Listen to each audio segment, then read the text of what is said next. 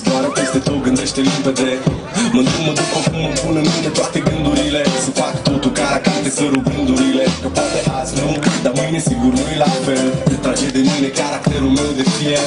Pe baie praie vând niciun curcubel. Dar ci că toate astea doar în capul meu. Și zice du-te, nu mai sta. Tu chiar nu crezi că ai întârziat deja. Aruncă-ți toate visele într-o geantă și pleacă.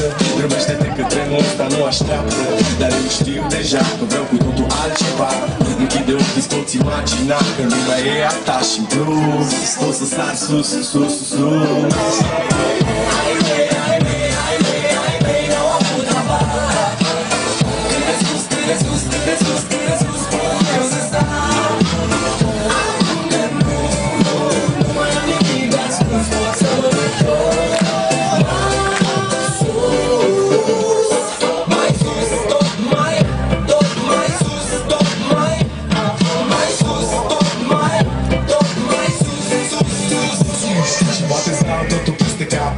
Că poate fac doar lucruri care îmi plac.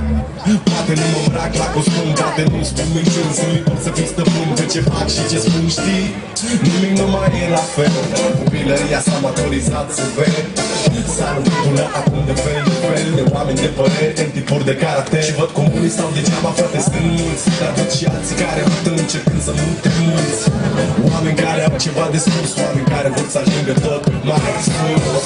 Ai mei, ai mei, ai mei, ai mei, n-au avut rabat.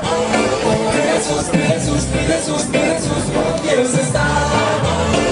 Acum că nu mai am nimic de ascuns, pot să mă duc mai sus. Ai mei, ai mei, ai mei, ai mei, n-au avut rabat.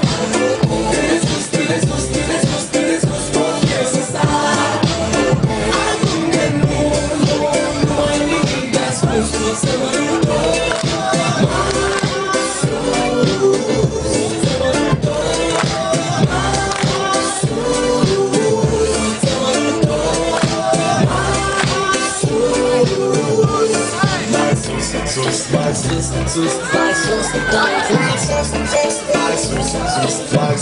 Sus,